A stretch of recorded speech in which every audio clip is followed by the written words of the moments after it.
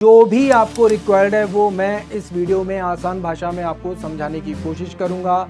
इसके लिए क्या हम लोग अप्लाई करें, कौन लोग अप्लाई ना करें, अब इस पूरे के पूरे सिलेक्शन प्रोसेस के बारे में बात कर लेते हैं। एक एक करके सारी चीजों को परत दर परत समझेंगे। अब उसके बाद अगर हम लोग यहाँ पे बात करें सीबीटी को लेकर, मतलब सीबीटी क्या है, आप कितने ज्यादा स्ट्रॉन्ग माइंड है आपका, आप कितनी ज्यादा लीडरशिप है आपके अंदर। अब जो सबसे इंपॉर्टेंट चीज होती है, सर हम तैयारी करना चाहते हैं, हम कैसे करें। जय हिंद एवरीवन। आप में से कई लोगों का सवाल था एमएनएस को लेकर, सर हमें इसके बारे में जानकारी चाहिए, क्या प्रोसेस होता है, कैसे सिलेक्शन होगा, ईच एंड एवरीथिंग जो भी आपको रिक्वायर्ड है वो मैं इस वीडियो में आसान भाषा में आपको समझाने की कोशिश करूंगा। सबसे इंपॉर्टेंट चीज, ये जो आपको इतना बड़ा प्रोसेस मेरे पीछे नजर आ रहा है, इसी को हम लोगों ने बहुत ज्यादा सिंप्लीफाई किया है। इतना सिंप्लीफाई किया है कि आपको एक बारी में इसी सिंगल वीडियो में सारी चीजें पता चल जाएं। अब सबसे बड़ी चीज है कि आखिर सर इसके लिए क्या हम लोग अप्लाई करें, कौन लोग अप्लाई ना करें, लड़के अप्लाई कर सकते हैं, मतलब हम लोगों से मतलब हम सब लोग अप्लाई कर सकते हैं, लड़के लड़कियां नहीं। ये सिर्फ और सिर्फ वैकेंसीज फीमेल के लिए होती है। स्पेशली फीमेल्स का कई बार ये क्वेश्चन आता है, सर हम फीमेल्स हैं, हमारे लिए हर जगह पर सीट कम है, सर डिफेंस में जाने का हमको मौका नहीं मिल रहा। तो भाई ये एक ऐसी सर्विस है जहाँ पे लिटरली आपको जाने का मौका मिल रहा है, आपको वही रिस्पेक्ट मिल रही है, ठीक है, आपको वही सारी सुविधाएं मिल रही हैं। आप सच में देश सेवा करना चाहते हो तो उसका सबसे अच्छा मौका ये भी होता है, ठीक है, वो गार्जियन एंजल बनना जो कई जीवनों को बचाने का काम करती है, ठीक है, मौत के मुंह से वापस लेकर आने का काम अगर कोई कर रहे हैं तो ये एमएनएस जो स्टाफ है हमारा, हमारी मिलिट्री का, हमारी बेस हॉस्पिटल्स में स्पेशली ये लोग कर रहे हैं, ठीक है। सबसे ज़्यादा क्रूशल केसेस को ये लोग हैंडल करते हैं और कितनी खूबसूरती से, कितनी बारीकी से हैंडल करते हैं। ये एक सबसे अपने आप में एक अतुलनीय बात है। और सबसे अच्छी बात ये है, लिटरली अगर आप लोग देखें तो दूसरा जीवन देने वाले लोगों में से एक है ये, ठीक है। एक बार आप जन्म लेकर आते हो और दूसरी बार ये लोग आपको जीवन देते हैं। तो सबसे बड़ी बात अगर हम लोग यहाँ पर देखें, ये पूरी की पूरी सर्विस को एक्चुअल में देखा जाए तो ये किसके अंतर्गत आती है, ये आर्म्ड फोर्स मेडिकल सर्विस के अंतर्गत आती है। सबसे इंपॉर्टेंट चीज़ है, साल में 2 बार इसके बारे में हमको कहीं ना कहीं देखने को मिलता है। कभी कभी ऐसा हुआ है कि भाई सर्विसेज मतलब वैकेंसीज कम थी या वैकेंसीज के हिसाब से नहीं हो पाया, तो वो एक अलग चीज़ है। अब हर साल वैकेंसीज थोड़ी बहुत अप एंड डाउन होती रहती हैं, उसके बारे में फिलहाल हम लोग डिस्कशन नहीं करेंगे। क्या एग्जैक्ट डेट हो सकती है ये किसी को भी नहीं पता होता, तो ये सारी बातें फिलहाल हम लोग इस वीडियो में नहीं करेंगे डिस्कशन। सबसे इंपॉर्टेंट चीज़ क्या है, आपके पास सबसे इंपॉर्टेंट चीज़ यूजी नेट आपका क्वालिफाई होना चाहिए, ठीक है। ध्यान रखिएगा, आपका नेट जो यूजी है वो आपका क्वालिफाइड होना चाहिए, आपके पास वो स्कोर होना चाहिए। समटाइम्स कई बच्चे बोलते हैं सर हमें कोई बहुत अच्छा कॉलेज नहीं मिल पा रहा, नहीं मिल पा रहा, कोई बात नहीं, आपके पास ये सुविधाएं हैं, ठीक है। आपका जो एग्जाम होता है वो कंप्यूटर बेस्ड एग्जाम होता है। आपका यहाँ पे कंप्लीट एक साइकोलॉजिकल असेसमेंट होता है, आपका एक कंप्लीट इंटरव्यू होगा। इंटरव्यू कहाँ पे होगा, ये दिल्ली का जो बेस हॉस्पिटल होता है वहाँ पे आपका इंटरव्यू होगा। मेडिकल एग्जामिनेशन भी आपका दिल्ली के बेस हॉस्पिटल में ही होता है। अब इस पूरे के पूरे सिलेक्शन प्रोसेस के बारे में बात कर लेते हैं, एक एक करके सारी चीजों को परत दर परत समझेंगे। सबसे पहले अगर बात की जाए तो आपको किस पद पर लाया जाएगा, भाई देखो लेफ्टिनेंट के पद पर लाया जाता है, आपको एज अ कमीशन ऑफिसर की तरह से ट्रीट किया जा रहा है। बस एक छोटा सा फर्क होता है कि आप लोगों को लाइन यार्ड लगाने की परमिशन नहीं होती, दैट्स इट। जैसे आर्म फोर्सेस में आप लोगों ने देखा होगा लाइन यार्ड होता है लोगों के कंधे पे लगा हुआ, बस वो परमिशन यहाँ पे जो एमएनएस स्टाफ होता है उसको नहीं होती। बस इतना सा एक फर्क है आपको देखने को मिलता है। बाकी सैलरी अलाउंसेस इन सब में कहीं पर भी आपको कोई भी ऐसा बड़ा इम्पैक्ट देखने को नहीं मिलेगा। शॉर्ट सर्विस कमीशन की तरह से ट्रीट किया जाता है। अगर हम लोग यहाँ पर बात करें तो आपकी जो बॉडी है जो ये पूरा एग्जाम कंडक्ट करवा रही है, इन सब चीज़ों को हैंडल कर रही है, वो कौन है, director general of arm force medical service. और यही लोग आपका इंटरव्यू भी लेंगे, यही लोग आपके मेडिकल एग्जामिनेशन भी करवाएंगे और आपको सर्विसेज का हिस्सा बनाएंगे। अब सबसे पहली बात होती है यहाँ पे एजुकेशन को लेकर। देखो अभी जो भी पास्ट, अभी तक 2025 तक जो भी अभी तक हमारे सामने नोटिफिकेशंस आए हैं, हमने उन सबको एनालाइज करके यहाँ पे सारी की सारी डिटेल दी हैं। क्योंकि अभी नेक्स्ट जो फॉर्म आने वाले हैं वो अभी जब भी आएंगे तब पता चल जाएगा, अगर कुछ चेंजेस होता है नोटिफिकेशन में तो उसके अकॉर्डिंग पता चल जाएगा। पर फिलहाल जो इन्फॉर्मेशन है वो 2025 के अकॉर्डिंग या अभी तक जो रिक्रूटमेंट हुई है उनके अकॉर्डिंग है। तो आपके पास 10+2 होना चाहिए, आपके पास फिजिक्स, केमिस्ट्री, बायो या फिर बॉटनी या जूलॉजी ये इनका होना मैंडेटरी है और बायो स्पेशली होना ज़रूरी है। इसके साथ साथ मैथ नहीं होगा तो चलेगा, ध्यान रखना, मैथ नहीं होगा तो चलेगा, ठीक है। दूसरी चीज, इंग्लिश में आपके पास 50% मार्क्स एग्रीगेट होने जरूरी है भाई। 50% मार्क्स अगर इंग्लिश से में कम है तो आपका नहीं हो पाएगा सिलेक्शन, तो ये भी चीज जरूरी है। दूसरी चीज क्या है भाई, रजिस्ट्रेशन का क्या हिसाब है, तो आपको ये पता होना चाहिए भाई, ओनली फीमेल्स यहाँ पर अप्लाई कर सकती हैं।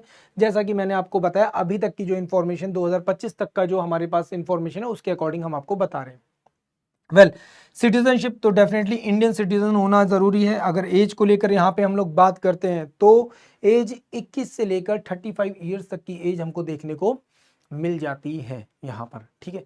अब इसके आगे बढ़ते हैं तो हमारे पास एक और इंपॉर्टेंट इंफॉर्मेशन आती है सिलेक्शन प्रोसेस को लेकर। तो भाई पहली चीज क्या बोली गई मैंने आपसे, वो आपको पता चल गई। अब उसके बाद अगर हम लोग यहाँ पे बात करें सीबीटी को लेकर, मतलब सीबीटी क्या है, कंप्यूटर बेस्ड टेस्ट है, ठीक है। इसको बोला जाता है test of general intelligence and general English. तो ये टेस्ट आपका होता है कंप्यूटर बेस्ड, बहुत ही छोटा सा, मात्र 30 मिनट का एक टेस्ट होता है। अभी इसके बारे में मैं आपको बताऊंगा क्या क्या चीजें पूछी जाएंगी, कैसे होगा। फिर आपका एक साइकोलॉजिकल असेसमेंट होता है। साइकोलॉजिकल असेसमेंट में जैसे आप लोगों ने कई बार एसएसबी में देखा होगा, सिचुएशन रिएक्शन एंड ग्रुप में जो चीजें करवाई जा रही हैं, तो इतना ज्यादा टफ कुछ आपको देखने को नहीं मिलेगा एसएसबी जैसा, बट थोड़ा बहुत एसएसबी से सिमिलर है। डिफरेंट डिफरेंट सिचुएशन रिएक्शन दे दिए गए, डिफरेंट डिफरेंट इमेजेस पर, कंडीशंस पर क्या आपके रिएक्शंस हैं, क्या आप बता रहे हो, उन सब चीज़ों को थोड़ा बहुत देखा जाता है, एसेस किया जाता है साइकोलॉजिकली। आप कितने ज़्यादा स्ट्रॉन्ग माइंड है आपका, आप कितनी ज़्यादा लीडरशिप है आपके अंदर, कोई भी सिचुएशन आएगी तो आप कैसे उसको डील करोगे, ये सब चीज़ें देखी जाएंगी आपके असेसमेंट में। पर बहुत ज़्यादा एसएसबी जैसा कोई टफ देखने को नहीं मिलता, ठीक है। फिर आता है इंटरव्यू। तो इंटरव्यू में ध्यान रखिएगा, आपकी जो भी 12th की नॉलेज है वो यहां पर काम आएगी सर। उस 12th की नॉलेज के साथ साथ आपका करंट अफेयर, आपकी अदर जो जर्नल अवेयरनेस से जुड़ी हुई जो भी इंफॉर्मेशन है भाई, वो आपके लिए इंपॉर्टेंट हो जाती है, क्योंकि इंटरव्यू में ये सब चीजें पूछी जाती हैं, आपके बारे में भी पूछा जाएगा, ठीक है। कुछ एसआरटीज मतलब सिचुएशन रिएक्शन दी जाएंगी आपको कि अगर ऐसा होता है तो आप क्या करोगे, कैसे रिएक्ट करोगे, अभी क्या हो रहा है, वो सब चीजें आपसे पूछी जाएंगी। वेल, थोड़ा बहुत आपसे मेडिकल इंफॉर्मेशन और उन सब के बारे में बात की जा सकती है कि आपको कितना ज़्यादा पता है, बायो आपने पढ़ी है तो भाई कितना ज़्यादा जानते हो आप, तो इसलिए आपको अच्छे से अपनी जो सब्जेक्ट्स है उसके ऊपर एक अच्छी कमांड रखनी ज़रूरी है। फिर अगर बात करते हैं मेडिकल एग्जामिनेशन, तो definitely medical examination, interview, psychological test, ये सारे के सारे आपको आपके बेस हॉस्पिटल दिल्ली में ही देखने को मिलेंगे। ध्यान रखिएगा ये चीज़, दिल्ली के एंड में जो बेस हॉस्पिटल है वहीं पर आपको देखने को मिलेंगे। एंड सबसे बड़ी बात, एक चीज़ जो मैं यहाँ पे ऐड करना चाहता हूँ, जब आप लोग की ज्वाइनिंग होगी, ज्वाइनिंग के बाद आपको जहाँ जहाँ भेजा जाएगा वो इंडिया के मेजर बेस हॉस्पिटल्स होंगे आर्मी के, जहाँ पे आप लोगों को अपॉइंट किया जाएगा। ये चीज़ आप लोग ध्यान रखिएगा, ठीक है। एप्लीकेशन प्रोसेस तो भाई ऑनलाइन होता है, joinindianarmy.nic.in पर जाकर आपको अप्लाई करना होता है। वेल, ये वेबसाइट वही है जो आपका भविष्य निर्धारित करेगी। अगर हम लोग यहाँ पे बात करें, अगर आप एक न्यूली कमीशन यहाँ पर ऑफिसर के रूप में पहुंच रहे हैं तो आपकी इनिशियल जो सैलरी होगी वो अप्रोक्सीमेट कितनी हो सकती है, 56,100। ये एक बेसिक सैलरी है। इसके अलावा इसके ऊपर allowances and different different perks आकर ऐड होते हैं, तो ये अराउंड जो सैलरी होती है वो आपकी 80,000 के आसपास तक चली जाती है, या फिर समटाइम उसके ऊपर थोड़ा बहुत आसपास रहेगी। अब ये डिपेंड इस चीज़ के ऊपर भी करता है कि आपकी पोस्टिंग्स किस तरीके की हैं, आप किस तरीके के फील्ड एरियाज में पोस्टेड हैं, उसके ऊपर भी ये सारी चीज़ें मैटर करती हैं। इसके अलावा बाकी के जो बेनिफिट्स होते हैं वो एज इट इज़ आपको मिल जाते हैं। वेल, जैसे जैसे आप प्रमोशंस लेते हो तो आपकी सैलरी भी बढ़ती रहेगी। फिर अगर हम लोग यहाँ पे बात करें, अब जो सबसे इंपॉर्टेंट चीज़ होती है, सर हम तैयारी करना चाहते हैं, हम कैसे करें। देखो, कोई बहुत ज़्यादा मुश्किल नहीं है तैयारी। अगर आप इस पैटर्न को देखोगे, एग्जाम पैटर्न को नोटिस करोगे, तो आपके सामने जर्नल इंटेलिजेंस और जर्नल इंग्लिश ही देखने को मिलेंगे, और बहुत ही सिंपल पेपर है। अभी आप लोगों को एहसास हो जाएगा, खुद सोचिए, जर्नल इंग्लिश में केवल 20 क्वेश्चन, जर्नल इंटेलिजेंस में भी केवल 20 question, 40 marks 40 marks, total 40 question और 80 मार्क्स का पेपर हो गया। नेगेटिव मार्किंग कितनी है, तो 0.5 की यहाँ पर क्या होती है, आपको नेगेटिव मार्किंग देखने को मिलती है। टोटल कितने टाइम का टेस्ट है, केवल 30 मिनट का टेस्ट है, जो कि आपके जो एनटीए के सेंटर्स होते हैं वहां पर आपके ये कंडक्ट करवाया जाता है, या फिर कोई और भी अगर सेंटर होगा तो वहां पर भी कंडक्ट करवाया जा सकता है। तो आपको एक चीज पता चली, इस एग्जाम में सबसे इंपॉर्टेंट चीज ये है, आपको बेसिक इंफॉर्मेशन होनी चाहिए इंग्लिश की और जर्नल इंटेलिजेंस की, और नेगेटिव मार्किंग से आपको बचना होता है। अगर आप इतनी 2 चीज़ों का ध्यान रखते हुए चलोगे तो 100% है ये एग्ज़ाम आपका बहुत आराम से क्लियर हो जाएगा, बहुत आराम से क्लियर हो जाएगा।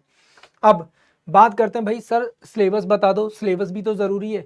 तो सामने आपके सिलेबस है antonym, synonym, spotting errors, filling the blanks, detect the misspell word, idiom phrases, one word substitution, shuffle sentence part, shuffle of the sentence and passage, cloze test and comprehension passage, ये सब चीज़ें हो गई English में। And अगर हम लोग general intelligence की बात करेंगे तो यहाँ पे number series, space visualisation, decision making and problem solving, similarity and the difference, ठीक है, figure classification, visual memory, relationship concepts, non verbal, arithmetical computerisation and analytic functions, ये सारी चीज़ें हो गई आपकी यहाँ पर जनरल इंटेलिजेंस। मतलब बहुत बेसिक रीजनिंग आपसे पूछी जा रही है, कोई भी हार्ड कोर चीज़ आपके सामने नहीं आ रही कि यार ये तो मैं कर पाऊंगी या नहीं कर पाऊंगी, आप हर एक चीज़ कर पाओगी मैडम, ठीक है।